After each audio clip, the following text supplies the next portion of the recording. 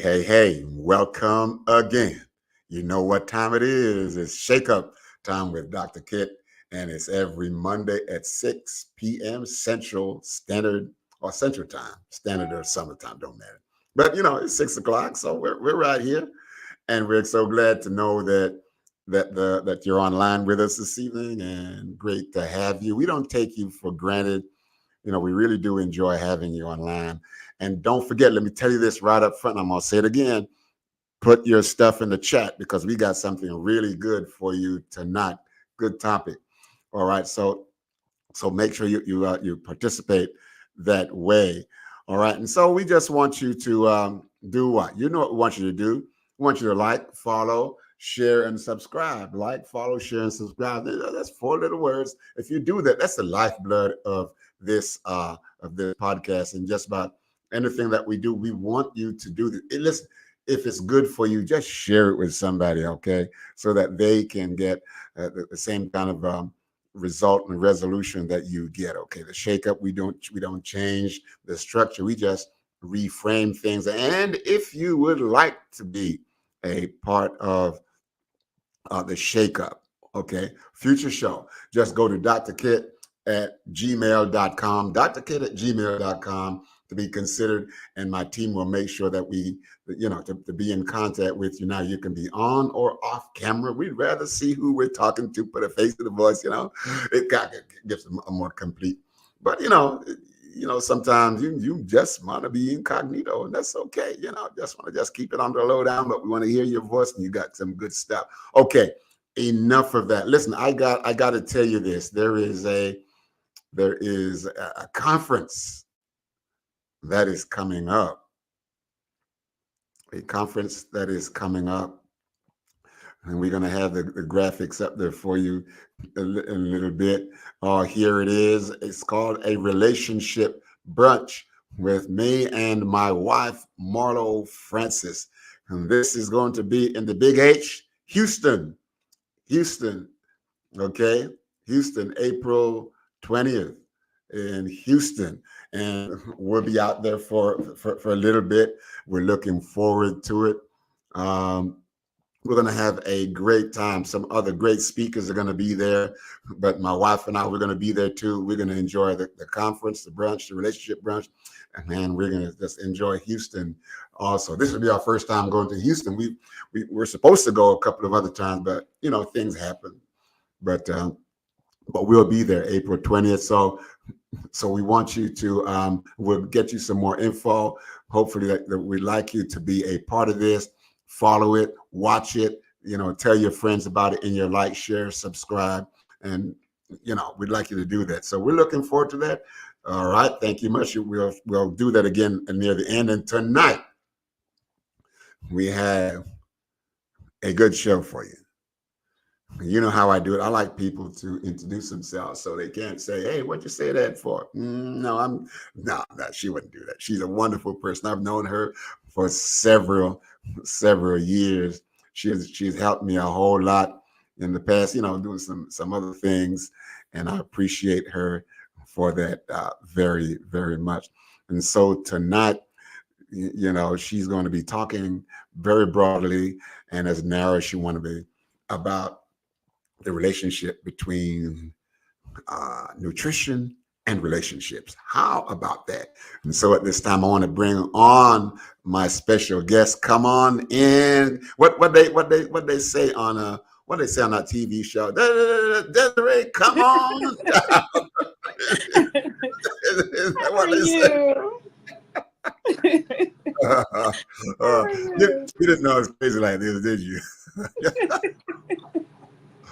Listen, Desiree, it's my pleasure to have you on. I know that you are a woman in your own right. You have a lot of things. You've been doing a lot of things, and we want you to talk about all of these things.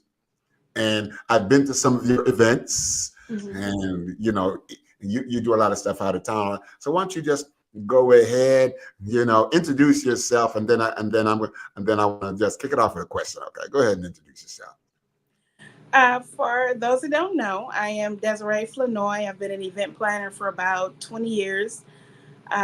The last 7 years has been devoted to Twisted Fork Festival, which is a vegan vegetarian festival that travels around the United States. So we've been in I guess, about 5 states. The culmination was last year was our seventh year, and because of that, we ended up creating a reset journal for it, just to kind of help people transition into healthy eating.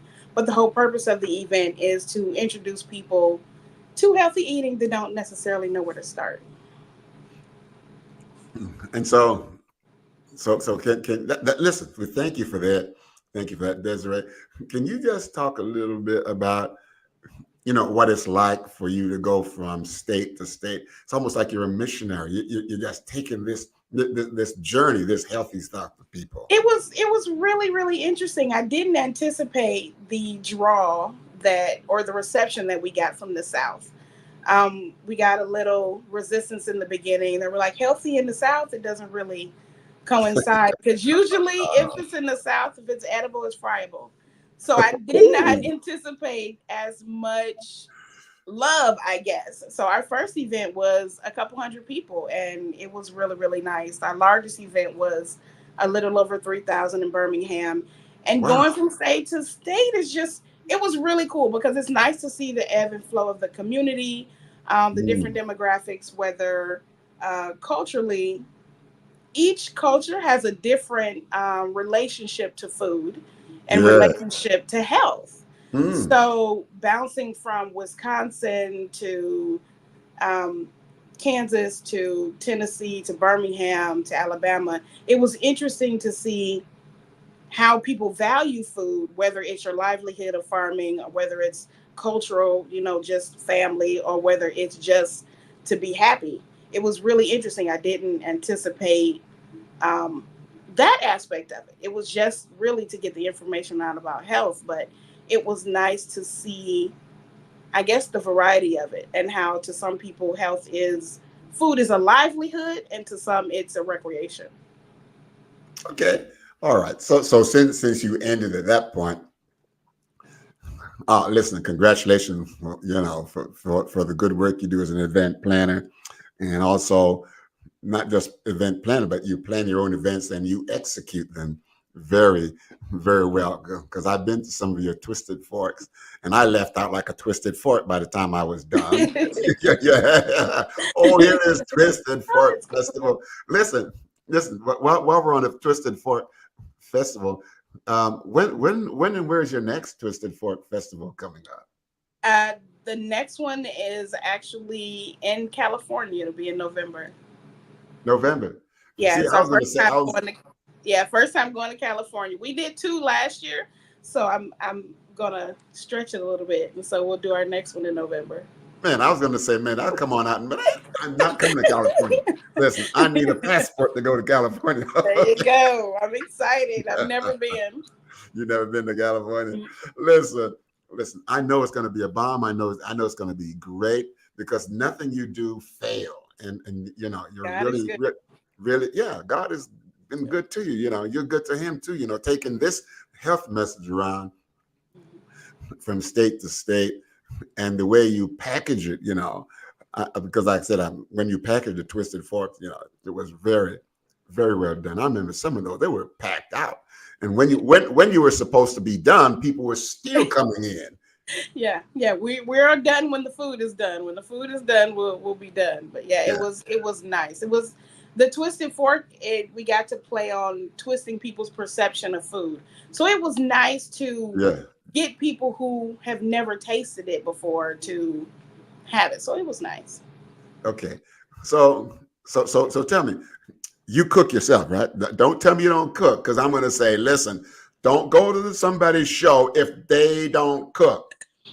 I do now, surprisingly. I was very sheltered young. I didn't cook much until I had my son. So when I had my son, there was a wonderful ebb and flow of my recipes. So yeah, I cook. I I do a lot more cooking on this side of my life. I'm like 47. So I guess the last 10, 15 years I've cooked a lot more. Yeah, So yeah, oh yeah. it's important for you to cook more now that your son, he's big and he eats a lot. Yes, bro. So Yes, it's cheaper yeah, to cook, right? yes, most definitely. Oh man. Yeah, yeah. I met your son too. He's a wonderful young man. He also helped me with some things too. Oh, great mother and son team. All right, so yeah, so we'll talk more about the Twisted Fork and also the stuff that you're doing. So I, can you talk about the unique relationship between food, different kinds of foods, and relationships? Um, it was interesting going into that because it kind of hit me maybe last year Mm. when I ended up doing the audiobook, The Food Fight. So understanding what you eat has a lot to do with your mental health. Okay. You know that, but you don't really know that until you experience it. When my son was younger, I would put him on fruits and vegetables 2 weeks before any test. And that was just being raised up in healthy eating. You just do, that's what we do. But as you get older, you don't really think about those principles that you incorporate when you're younger. You don't give children sugar after a certain time because you know what it does to them. They're not going to focus. You know how you get older, you eating late, and your brain still has to digest food. So you're thinking, you're having dreams. All of those little things that you learn throughout your life, you don't relate it to this food coinciding with my emotional well-being. And I didn't pay attention to it until it was a struggle for me to give up certain things. I Mm. am from Wisconsin, so cheese and I have had a battle. Cheese, So I've the been, cheese heads, right? The cheese heads. yes, even though I've been healthy eating for years. My All mother's a right. nutritionist, but that battle was real. And so you don't think about not only the physical aspect where food gets you tired, but the emotional aspect of that battle. And it shouldn't be a battle, but we use food as a comfort. So that comfort is how you relate to yourself, how you soothe yourself, and whether you're irritated with someone else or you use that and it becomes an emotional crutch. And when you decide to change that, you don't realize how dependent you are on it until you Listen, want to listen, make a change. listen. You just messed with me. So now I got to go to bed after that drinking water. Yes, I exactly. can't. You mean I can't Exactly. eat now? Because you're telling Exactly. me I'm gonna be having crazy dreams during the night. So I got to drink water. I'll The lose weight by tomorrow morning. the digestion is crazy. It like takes a steak, 7 days to digest. It takes peanut butter, like 4 hours. So we're not thinking about resting. You need to rest the mental and physical body. And it was Twisted Fork was a huge conviction for me because I know what to do health wise. I've known my whole life. But applying those things are different because you're going against your nature and against your resistance. And also with our culture, food has become kind of a camaraderie. It's become a Sunday dinner is an emotional thing. It's where family, it's where you give love and receive love. We've put a lot of that into our food and a lot of that into our relationships. We've put food incorporated a lot, and it shouldn't have that much power, but we've given it that. Okay, well, so oh man, this food. So you talked about the struggles that you've had. Mhm. Are you open to sharing some of those? So you talk about general, there's people. You said something like people do this, but are you open to talk about? Hey, listen, I struggled with this thing because Oh, because some people gonna full-fledged. be listening now and they want to hear and share it. Can you talk about it? And that's true. Okay, so there's an audio book. It's about a little less than 2 hours. It's called Food Fight the Journey. So I used to fast periodically when I needed, mental, physical cleansing. And in my 30s, I couldn't fast. Every time I would think about it, I would immediately just go to McDonald's, completely forget about it. I used to fast every Monday, and it became a struggle. So the last time that I really was like, okay, I want to fast, I want to do a reset. I broke it 10 minutes into my fast, like probably 30 minutes. And I sat down and just exhausted wrote the book, Food Fight the Journey. And just went through, I just verbally threw up for about 2 hours about the difficult and the resistance. Like, me knowing that cheese makes me ill, I still would eat it and be in pain for 3 days. Mm, Like, it doesn't make sense. And it's like, it's just food. It's just food. It should not be this difficult. And I didn't understand why I was the head of a a statewide health event and I struggled with food. mm, When I started the event, I was still eating meat when I started Twisted Fork. I was raised a vegan. I was raised a vegetarian. And then, of course, I went back and forth. I've eaten everything from shark to alligator to whatever. I've done all of that. And then after college, and then you decide, okay, this is what I'm going to do. And okay, this is what I know better. Like I said, my mother was a nutritionist, so I knew better. mm. But that statement, knowing better and doing better, I think it's not real because you can know what to do and Yeah, still not do it. you said that, listen, food is food, but for some people, food is like internally ingesting emotions like we would get Fully, externally. fully. Yeah, go When ahead. I had there was a friend of mine. He said when he at the end of the day, a long day, he would get ice cream and cheeses because that's what his father did after work. So consciously, that made him think of completion. This is what you do. Mm, And okay. for me, it was like if I have a great day, it's like a glass of Merlot. Or if I have a bad Reward, day, rewarded. Well, right. And so it becomes a conscious cycle and you don't realize that you are doing this unconsciously until mm, you decide I'm going yes, to change it.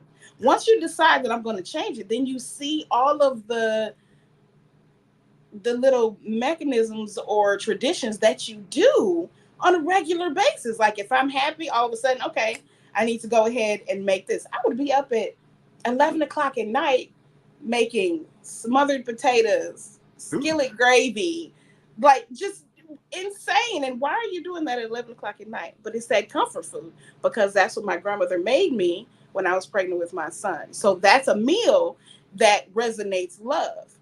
And so we have to consciously change our minds on our food. Whether mm-hmm. even if you, let's just say you when you leave work, you automatically pick up that coffee. Or I would leave work, I would leave the hospital, I go to Starbucks, I would walk in, automatically I would have my certain drink, my certain dish, they automatically knew it would automatically be there. And that becomes a ritual and you don't realize how devastating that is to your system. Mm. And But go ahead, go on. no, I'm just saying, and understanding when I realized that you have to take a break from certain foods because of what it's doing to your system, why are you eating it? Mm, Why are you eating it? I knew that when I wanted to when I had a big project or I had something due, I would consciously say, okay, for the next week or so, I'm just going to eat fruits and vegetables because I know I want to have my mind clear for this particular thing. But if you're doing that to have a clear thought for a project, why is that not your lifestyle? mm. Listen, I'm just here saying, you know, that I'm using this word here, confronting the self, Yes. confronting the self, and you do know that confrontation is a tool for growth. If you Mm-hmm. never confront yourself, listen, every day I go to the gym, I have to confront the weight. I have Yeah. to confront my lethargy. I have Yeah. to confront the fact that I have to work hard. And when I Yeah. confront that part of me, I leave the gym feeling better. So can you talk about what do you think is keeping people from confronting themselves like that? To be honest, I don't think people believe that they have a problem, Okay, all right. because I grew up in a culture of thick girls, and it was just who we were. It wasn't a, okay, I'm gonna say this. This is horrible, but when I was in high school, I was very slim, very, very slim, maybe 105 soaking wet. Everyone around me was thick. They were the thick girls, and I wasn't. And I grew up vegan, which gives you a better understanding of why I was thin. And so I decided to gain weight. Hmm. I decided to gain weight because I wanted to be like the big girls. So I'm not gonna tell you what I ate, but it's in the book. But I ate this particular thing for almost a month, and I went from 118 to 135. Oh. When I say one summer, my body changed from child to adult because of what I was eating, and I became that. And since then, for years, until I decided to confront my habits, I would say maybe 20s, 30s, I had to consciously remember that that was a covering, that was a comfort. It wasn't a thought process because I enjoyed me, I enjoyed living. I was not tired, I was not, I was okay Hmm. unconsciously, until you're like, this is not okay. When you get that understanding, or you get that nudge that something is not okay, then you're like, this is not okay. Why is this not okay? Why can't I change this? Why do I need to change this? Then when you delve into that and realize this has a hold on you. And I always Right. equated to, I'm a movie person, but I always equated to the Spider-Man movie when he had Venom and he was attached to him. And so Peter Parker was trying to get it away from the other guy who was trying to get Venom away from him. He was like, I know it's wrong, but I feel better with it. Wow. And it's just simply like, I'm this is my comfort. I will sit there and eat a donut or a half a pound cake, and I'm okay with it. But you're not okay with it. Have you encountered people who kind of go through that paradox? I know it's bad for me, I'm full fledged. but Yes. but I'm going to eat it Yes. anyways. Yes. Yes. The One of my favorite quotes again from a movie was, everybody is not like you. I know it's wrong. I know it's a lie, but I still want it. And it's not that some people, and I would say some people are disillusioned and they don't know. Some people do. But the thing is that I am learning, and that's another reason why I published Food Fight, because I wrote it and I didn't publish it for a while, but I published it because I want people to see the problem. Because you don't know that this is not okay. It's not okay. It's your comfort. You get comfortable in dysfunction Well, let me until that light is shed on you. yeah. So let see, not now. We started out saying that we're talking about the relationship between food and relationships, and then when you said, listen, listen, I was in the cheese capital of the world, and I was like a stick. I was like a stick. Yeah, All the thick girls were around, and, yeah. and and listen, a little stick girl like you, talk relationships now, food. A little skinny girl like you cannot be a part of the thick girls club. And that was the thing because of the time frame. Once I went from skinny to thick, and that's when I first began to have actual relationships and people vibing with me, which it had nothing to do with my size. But when you equate it to that, Yeah. then that's on and popping. So then that's where you stay, and you like, I am having these wonderful interactions because of this thing. But it's not that thing. People are drawn to confidence. And so whether you're confident in this or in that is what they're drawn to. But if it happened at the same time at which you gain the weight, you equate it to the weight. And that relationship becomes a connection. So the connection to the positive things in my life was that weight and that food. And you have to reprogram your brain to say, that's not why it was there. It was there because of you. You changed.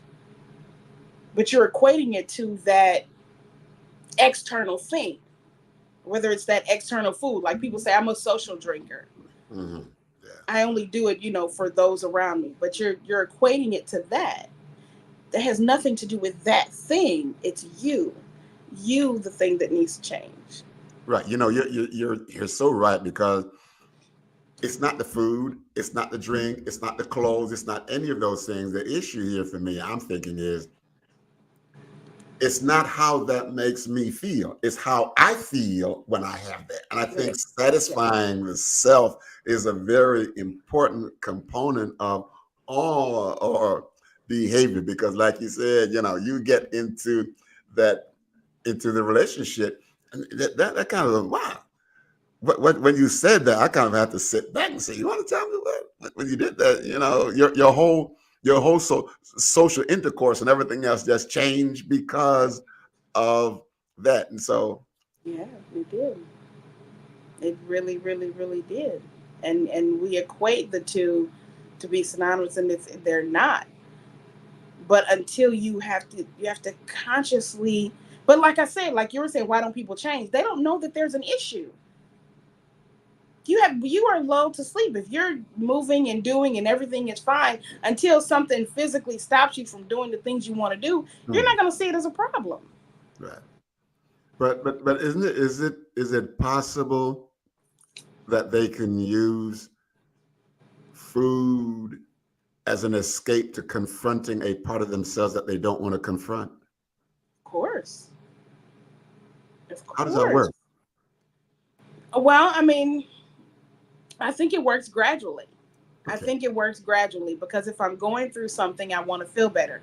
And everybody knows through all the research that there are certain foods that have certain things in it that make you feel better. They have Hmm. certain things that have endorphins. They have certain things that have different chemicals that simulate happiness. So we all know that. Right. But unconsciously, we gravitate to them and we'll go get them and we'll go eat them, not thinking that, oh, that has nothing to do with it. But if every time you're happy or every time you're sad, this happens, it has to be something. And again, that cycle is not going to matter until you want to stop it. Right. But unfortunately, listen, I several years ago, I was working with this person, and they had cirrhosis of the liver, Mm-hmm. but they wouldn't stop drinking. And they said, it makes me feel good, for one, and it allows me to go and drink with my drinking buddies, because that's the only time I get to see them. So we're talking about food, ingesting things, and relationship. Do you think people really understand the that intricate relationship between food and personal relationship? I don't, because I don't think that people choose to see it. Okay. I don't think that they see it or even understand it. And if you have an individual that has no relationships or has very minimal relationships, very minimal happiness, whether their home life is happy, their work life is bad, their home Hmm. life is this, if they have this tiny part of happiness, and this tiny part of happiness means that I have to do some things that may destroy my body. We are social creatures. We want to be connected. We want to be connected more than anything else. So Mm-hmm. I'm going to do this, even though I know it's bad, because I need to escape all of this. Instead of completely comprehending that just you can change. The one thing that's in every situation, bad or good, is you and your mind. But people don't understand that they have the ability to control their mind and what they think.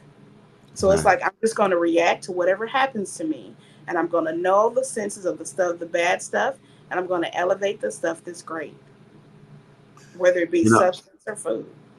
right. And thank you. The other part of what I told you, which was something real, Mhm. the spouse, okay, of this person, this man who was drinking, spouse, had a close family member who died from drinking, tore up their liver. Listen, listen. These people, they were not drinking like beer; they were drinking like moonshine. Okay, that's what I'm talking about. But even so, you're not going to equate that to you.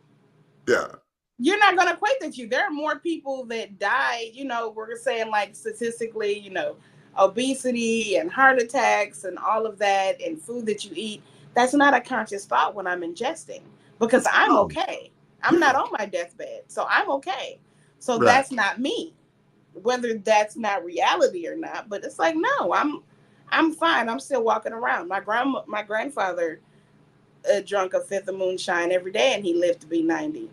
They don't look at all the other things or everything that's incorporated into that. They justify what they want to do. Right. They You know, will, but and don't, they're not going to see it.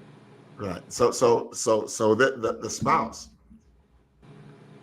who had a loss, was very, was very hyper vigilant about watching this person because their fear was that one day they are going to lose this spouse, reminding them, unearthing, exhuming all of the pain that they had. We're talking about food and drink and relationships now, Yeah, and the pain of all of that. right. So they kind of go down that road. So okay, here we go. Here's a good question. Good time for a question. How does a person get empowered to change or give up habits that are harmful to the self? Empowered to change or give up habits that are harmful to the self. I want to thank you for that, Ellen G. What's your what? How would you For from your point of view? for me, Food. I would say when you're conscious of the question, if the person is asking from a personal standpoint or for another individual, if you're personally asking the question, then you're on the track because you're starting the process of the conviction. You have it. And it's like, okay, because I know that there's a problem. And it's like, I don't know anything else to do. My favorite thing is habit stacking. When you don't know anything else to do, nothing else, you're like, I don't know where to start. I don't know how to make it better. I don't know. Trying to change something is difficult, even when you're conscious of it. Start something new. Do one thing positive to counter the thing that you're doing. Not trying to break the other stuff, not trying to break the cycle, not trying to get you to stop doing something so you can go back and do it in 2 days and feel guilty. Don't do that cycle. Just add something positive into your daily routine that counters the thing that you're trying to get rid of. Yeah, and you're right. And I should say, not but, I don't want to contradict that, but and the fact that you can do that or that you should do that, I think it's good. So here comes the but though.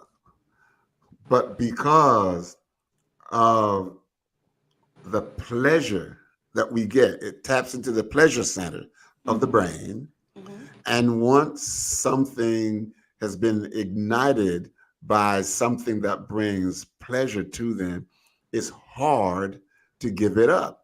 So let's talk then Right. about some of the difficulties that people have in general about just giving up certain things even though they know that they should. Oh, of course. Because what do they say? When the pain of change is more than pain of remaining the same, you'll change. I know that this is bad, but there's no immediate consequence for me. You think There's that's a no part of the immediate problem? there's no immediate consequence. So because there's no immediate consequence, like when I used to smoke, the guy There were people always come up to me and say, hey, you're going to take off years of your life. And you're like, well, that's the end of my life. I don't really care right at this point. Because it's not an immediate thing. It's not like the delayed reaction is the worst thing that can ever happen to us, because you're like, it's fine. If I eat something now, I'm not going to feel it for weeks. It's not an immediate thing. And that's a hindrance for us. That's a hindrance for us. Because like you said, the gratification, it feels good now. It may be bad in the morning. The hangover may be bad in the morning, but now it's amazing and it's great. So you're telling somebody to give up this amazing thing that takes away the pain that they have so that they can feel that pain and process it.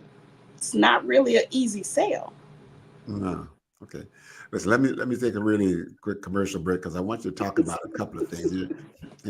For those of you that came on late, this is my special guest, Desiree Fournoy. She is, she's a food professional. How about that? Oh.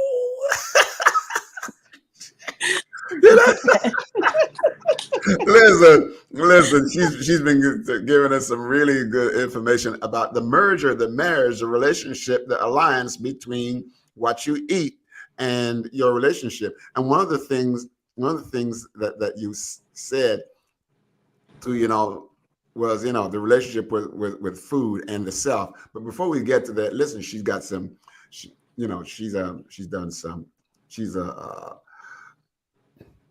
a planner, event planner, and she's playing some really good programs.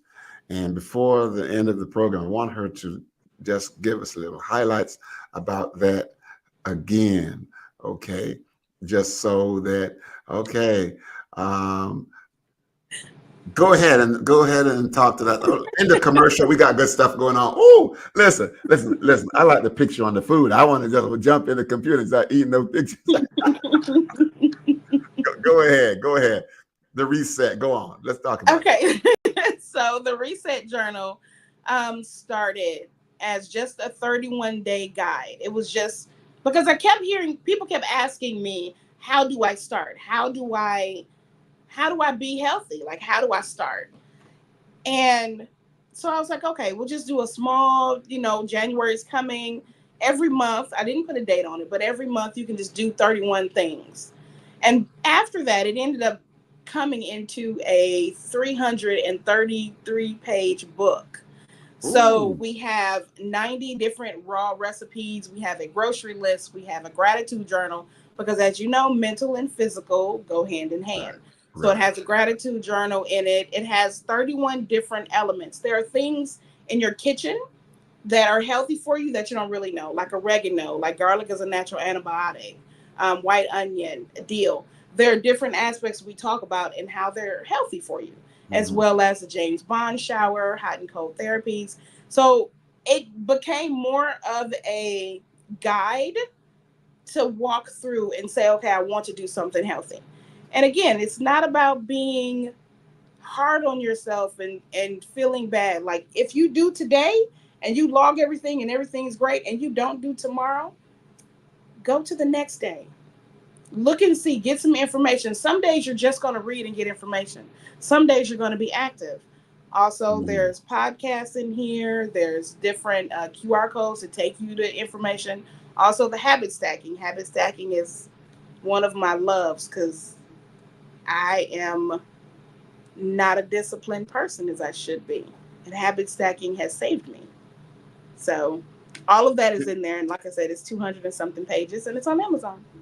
It's on Amazon. Okay. So listen, folks, if you want to know what habit stacking is, go to the Amazon and get this book. Give them the name again. The Reset Journal. The Reset Journal. And it came because she was tired and knew she was tired and decided to do something about it. Okay. So what are some people saying, not about the book, but about how their lives have changed because they have used the content of the book, how it has changed physically, but also in terms of their relationship? Honestly, the biggest thing I guess that stands out to me is the being conscious. Okay. People are being more conscious of. I didn't really realize this affected me this way. I didn't really realize how different I feel when I eat late and when I don't. I didn't really realize how I feel when I my diet is full of this versus whether I decide to take half of it out. The surprise was more interesting for me that people didn't really realize that how I eat determines how I feel not only today but tomorrow, mentally and physically. And when you feel better, then the people around you are going to get a better you, which is a whole different relationship. Because think about if you go into a meeting and you're foggy, irritated, full, it's a little bit different meeting when you're clear, concise, and ready. It's like Mm, Thanksgiving full. People eat like they're Thanksgiving full every day. And you want to be cognitive and make decisions, that's not going to happen. right. And what you're talking about here about the relationship between when you eat, what you eat, and I like the thing that you said. Was it about your son? You said that when he was preparing him for something, you gave him nothing but fruit juice for him. No, that's not Yeah, right. fruits and vegetables for 2 weeks before every test because I knew I wanted his mind clear and I wanted him to be able to take the test and be ready for the test. When he took his SATs and stuff, I packed his lunch and I packed whole foods so that you're not sluggish during your tests and your mind can think and be clear. Do people really understand that? What? Because that to me is it's amazing, and I'm pretty sure it's in your book somewhere. But do you think a lot of people really understand that the kind of food that you eat will impact the clarity of your mind and your decision making power? Do you think they understand? They don't. And it's and I guess because of the way I grew up, it's like it seems like a no-brainer to me, but they don't. Because I worked in a private school for years and you give your children the exorbitant amount of insane sugar and carbohydrates and then say sit down for 6 hours and listen. Like what? Like, why would you do that to the kid? You're setting him up for failure. Like, you're setting him up. Like, you're gonna put him and say, "Okay, now go and be still." Like, why would you do that? I don't think people think about it because it's not. I mean, back in the day, they used to smoke and give stuff to their patients. So until you know better, you know better. But I think the conversation of health has changed drastically in the last 5 to 7 years. And I think now people are understanding and being more conscious of it. But before, I don't think they knew. Thank you for that. Let me just take this here a second. So are you saying that sometimes when I snap on my wife, I can blame Are you serious? Listen, I ain't gonna You answer that. can. You can. I don't know how that's gonna work, but you can. You can definitely do that. I don't know how that's gonna fly. I mean, you can Look, try. listen. That's an amazing question. Desiree. Let's say here it is. That might fly, but guess what? The Twinkie didn't jump on you. Okay, you had to make a decision Yeah, yeah, about, yeah. You can about try. satisfying yourself. You can try. Oh, that's probably one of the craziest questions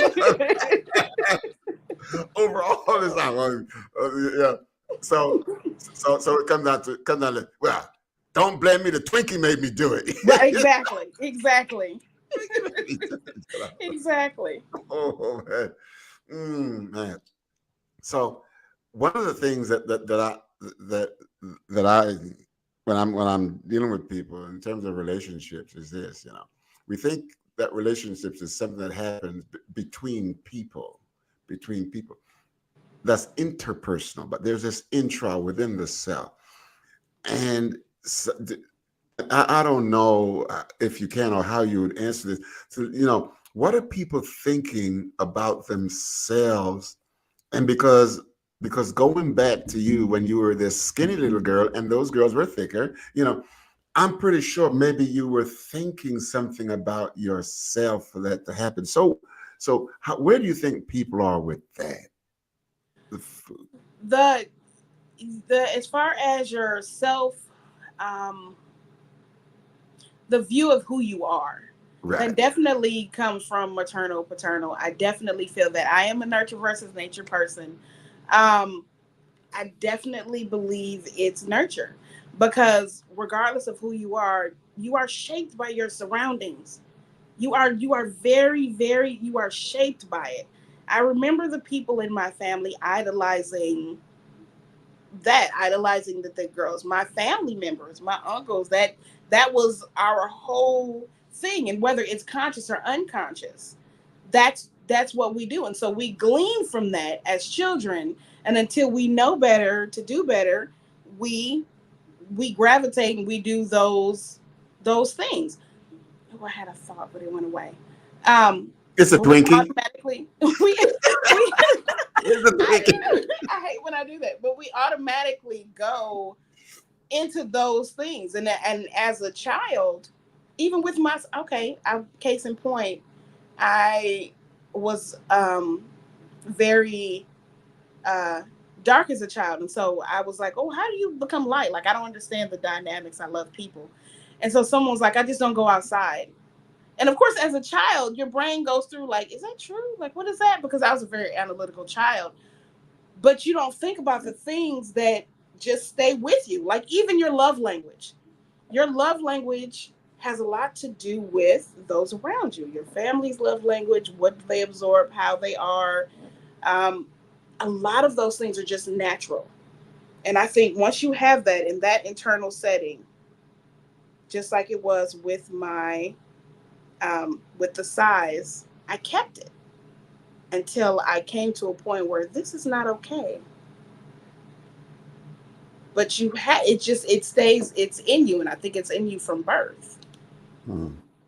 So is it possible then that when people are going through that, they would rather believe what society says to be true than what they know about themselves as they are, as I am. But that's not fair because they don't know there's a difference.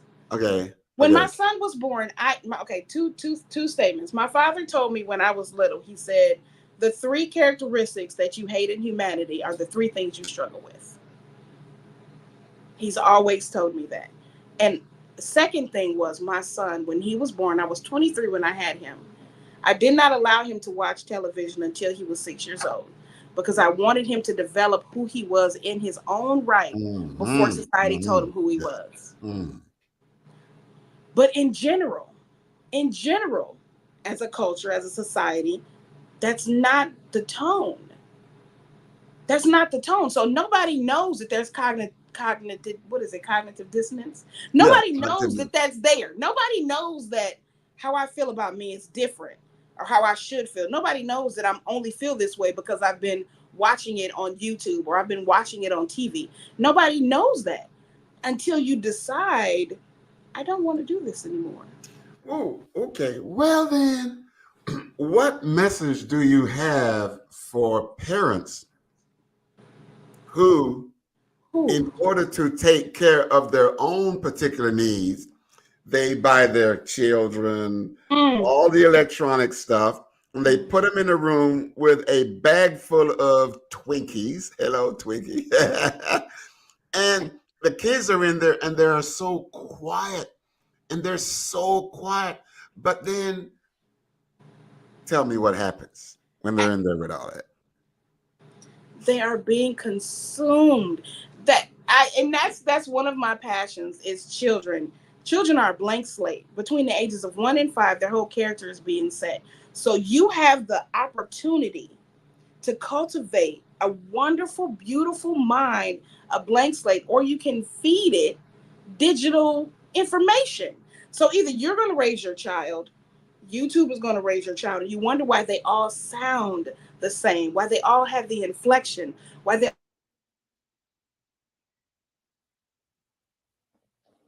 Oh,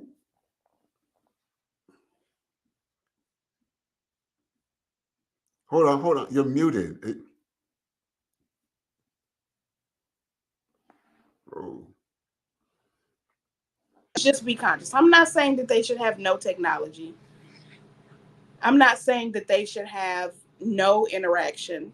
mhm. I'm just saying that you need to be conscious of what they listen to and understand that whatever you give them is what's going to shape them. Whatever you give them is going to make them view themselves a certain way and view others a certain way. It is your job as a parent to make sure that they view themselves okay and that they view other people okay. That is your job. And whatever you give them to watch is who they're going to be. Right. So is it possible then that the way that blank slate works, working to create a sense of who they are from the inside and merging it with the stuff that comes in at them, is it possible that that might set it up for the kind of interpersonal relationships that they develop with people in school and on the job site in college and getting Oh, married? most definitely. Yeah, if you're Yeah, focusing, I see what you're saying. If you're focusing on their core and their character, then yeah, whatever they come in contact with, they'll be able to discern, view, handle all of that as long as you're focusing on their core. But if they don't have and it's funny, my grandmother, my great grandmother was around when I had my son, and she used to make me put him down sometime because she said he needs to learn to soothe himself. oh, And do we you have a understand, generation of children that do not know how to soothe do you themselves. understand can you talk about your understanding then Ooh. of what she meant by that? Go ahead. I understand that because when you the only way I can explain it is kind of like an example. Mm. Those who don't know how to soothe themselves use external things, whether it be Ooh, drugs, food, whatever. But as a okay, kid, my okay. my son, when he learned to soothe himself, he would hum. And so he would be in his car seat and I'd be driving, I couldn't get to him. And so he would start to hum. And I didn't Mm, realize that until later, but that allows you to understand, okay, I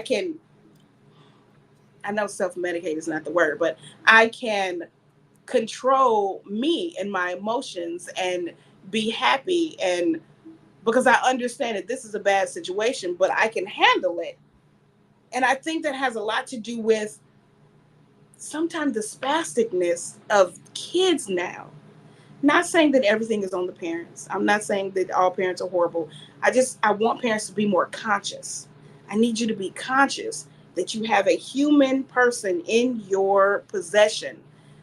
And again, I'm a movie person, so the hand that rocks the cradle rules the world. mm, You have to allow children to view themselves well and learn how to soothe themselves so that they can go out and do other things. So, because if I don't know how to control my own inner self, if I can't even control my own inner emotions, I am going to be a psychotic individual. mm, mm. Because that's where you get those people, the control freaks that need to control everything around them because they can't control their inner self. That's just my opinion. I don't mean it's true. But I'm saying you get those people that can't uh, handle their emotions. And I went through that as a person. Like I didn't know that there were things that I was doing externally because there were some things I needed to fix internally. And if you don't self-assess, you'll never know that. Right. As One of the, parents, we have to self-assess so that we can raise good children. And if you don't self-assess, then you will have your child dismissed and raising them incorrectly, I'll say. yes, one of the things that you said that that I'm just thinking it through right now. It makes so much sense though. It says your son would hum Mm-hmm. when he was in his car seat. Mm-hmm. You know, singing out loud, that is externalizing what's going on here. Mm-hmm. Humming, on the other hand, okay, is dealing with yourself as you are going through your experience, but you're not telling anybody what it's all about. Back in days of slavery, when people would hum, Oh, that's interesting. they would Yeah. hum. But they knew why they were humming, but there Mm-hmm. were no words. But this humming satisfies the self. So I like that. And I like, I had another young man that yeah. he wasn't my child, but he was around me, and he uh, would get angry, and then we started the counting, and so we understand that his way of resetting himself was counting, and that allowed him to reset his thought process and be okay. And I think that we as adults have to help our children manage their anger and all of their emotions, happiness or whatever. And if we do that, then I think we're good parents. And so Ellen G says, thank you, Ellen G, for that. Control the inner self. That's so true. Have to. Okay. And there's another one here. This one is from Tracy Williams. That's one thing I have appreciated about Mr. Rogers' Neighborhood character lessons. Imagination and creativity was embedded. Yes, we don't see any intentional positive learning experience anymore because, thank you for that, Tracy Williams. But listen, it's probably because they are now appealing to, they're trying to make education fun. And I think they might have crossed the line because they've taken it to a place where the kids are more in tune with the fun part as opposed to the purpose of making it fun. And so it comes back to something you said earlier on, that, YouTube is raising these kids, and when it resonates with them, they're not going to want to let it go. And they're not trying, I mean, as a general, we're not really trying to teach cognitive thought. That's not what we're teaching them. We're not teaching them to discern, to think, to have an opinion, to have just to make decisions. Yeah. My son's kindergarten teacher, I love, when they walked into the room, she said, "Are we going to make good decisions today?" And I love that being a conscious thought, even for kindergartners. That needs to be a conscious thought. Putting it on the clean slate, right? Yeah. That's where it starts. Oh, yo, no. Listen. I refuse to exhaust you tonight because you have so much more that you need to come back for. I say this, that I like the way you kind of emerge all of the various areas of the human experience, with nutrition and the sociology and the psychology and the physiology of all of these. Okay, I think I really like that. But so, of course, we're going to come back again. And one of the things that I want to talk about when you come back is, just give us a break. The next time you do when you go to California, we certainly want to talk to you about how you did the breakdown. How did it go? What was that like for different people? What was your experience? What was their experience? And so now, before you go, you have some things, or you may just want to repeat some of the things you said about your book. Okay, 6'5", I'm looking for the Food Fight audiobook. Where can I find? Go ahead and respond to that, please. Oh, okay. And it's funny because I actually took it down. But I will be back up. It'll be at twistedforkfestival.com. I will put it up this evening. It's the Food Fight, the audiobook. It is it's a couple hours, and it is my journey from becoming vegan and all of everything in between up until Twisted Fork. So yeah, I will put it back up. It'll be at twistedforkfestival.com.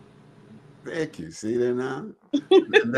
That's one great content as always. Tracy Williams, thank you so much. That's why we share, and we follow, we subscribe, we do all that, so that again, he said, I was having a problem with my little buddy, and it greatly affected our sex life.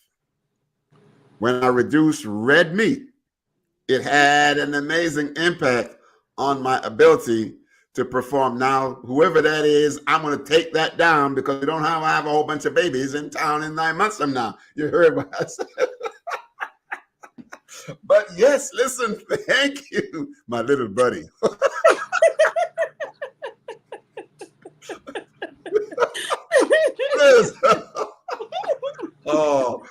So now all the women are gonna say no more red meat for you, and all you got no more red meat for me. Oh man. see, you just brought out all the crazies in these people, Desiree. You really did, you know. You did. Oh, oh man. Yeah. Desiree, you know, you've been great information and things. Ellen G says that. But you know, like I said, I've known you for several years, and you know, you were an asset to me then. You still are, and we're going to be doing some more things together. I'm gonna get back into Twisted Forks. Okay, I dropped off there for a while. I dropped off there for a while, but I really need to get back into Twisted Forks and just be very supportive of the kind of work you do. And now that you kind of broaden your scope, I think it's very important because there can be a merger. You know, especially as we've been talking this evening about the alliance between food and the emotions. You know, yes, that's important. You know, we could you know, that's important. make sure that people understand that merger, that alliance, and how it impacts systemically. It impacts a person globally, holistically. You know, because I think all of that is very, very good, very good. And I want to thank you, Desiree. Any last word that you'd like to leave with your people? Words of wisdom that you know they need to hear, so that they can begin to believe in themselves and move forward. You know, with some of the things that you've been saying. Go ahead. The main thing is be conscious. Okay. Just be conscious. Be conscious of what you put in your face. Be conscious and do something positive every day. That's it. Eat one thing that's raw every day. The rest of that, don't try and do everything in one day. Just be conscious of what you eat and make a positive change once every day. Okay. It says Reset Journal. Let's twist for perception on food for the next 31 days. Now, do you recommend that people try this? Oh, most definitely. Because it not only has the information, but it also has pages where you can write things down. Where's your journey for the next 31 days? So it doesn't matter when you start. It's 31 days for you. And so, yes, it's definitely not only your personal thing, but it also gives you a guide of what to do, what to try. So the recipe is there, and the all recipes of are there, that, and the grocery list is there. So what to buy, how to do, everything. Oh man. Ooh. Look like I may have to go out and do me a 31-day thing. Be good. Oh man. No, I'm gonna lose some of this thickness I have.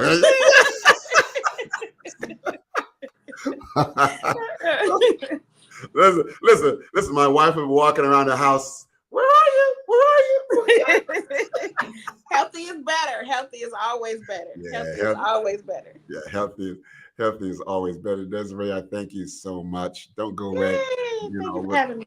I just got to do some closeout stuff here, and you know we'll talk off camera for a little bit, okay?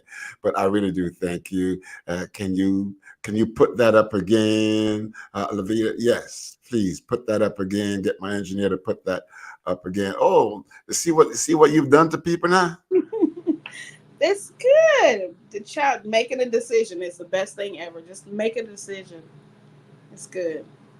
There it is. Anything else you want to say about this? Because you know this, I don't know this. So yeah. I do, and like I said, it's to help you get started. It's not about being perfect. Again, I am not a little girl. I am still on my journey. It is not about being perfect. It's about doing something every day that's better for your health, mental, physical, emotional health. And the book does all three. You just want to do something better. That's it. Yeah, but I'm thinking too that it really gets you in. Once you begin to do that, it gets you into that. It also does something for you spiritually too, like, because it does. It does. Yeah. It does. And there is a spiritual aspect of the book. It does help you. It does have meditation in there as well, just to help you get in guiding to quiet your mind, so you can actually rest for a second. Because when your mind is at rest, you make better decisions. Yeah. Thank you, Desiree. Thank you, thank you, thank you. Listen, we're going to be talking again, and there you have it, my people. There you have it, my people. This was my guest, Desiree. What a show! What a person! What a character! She is my friend, and I'm proud to announce that on the air. All right. So listen, before we go, just a few things. Remember now, what do I want you to do? I want you to like, follow, share, subscribe. Okay. And especially a program like tonight, you really want to be able to share that with everybody. Okay. Just share that. And as fluid as Desiree was tonight, she's always like that. We'd like for you to come on, like to be for you to be a part of the program. Get on the show with us. So just email drkidspeaks@gmail.com. You know, it's to your benefit. Never say that you don't have anything to say. We will make sure that what you had to say will even surprise you, because you have a whole lot to say, because your experience cannot be experienced by anybody else. Okay, fine. Okay, good. And then last thing I'm going to say, and I'm going to shut it down. We do have, yes, April 20th. April 20th, my wife and I, Marlo Francis, we will be in Houston, Texas at a relationship brunch. We'll be there, doing what we're going to do there. She'll be speaking and I'll be speaking, and we'll be doing some things together. And we're really looking forward to that, and also looking forward to just hobnobbing and getting along with some of the other greats out there. It's always good to get together with other people who are doing similar things, so we don't see ourselves as in competition, but we are on a relay team. Everybody's taking a message, a different leg of the message, to a different set of people at different levels. So April 20th, so we want you to pray for us. We want you to let people know. And as soon as we find a way for you to even just tap in on that, we'll let you know. Okay. So thank you much. Be good. God bless. Have yourselves a wonderful night. Stay safe. Please stay safe so I can see you again. All right. Thanks much. Have a good night. Bye-bye.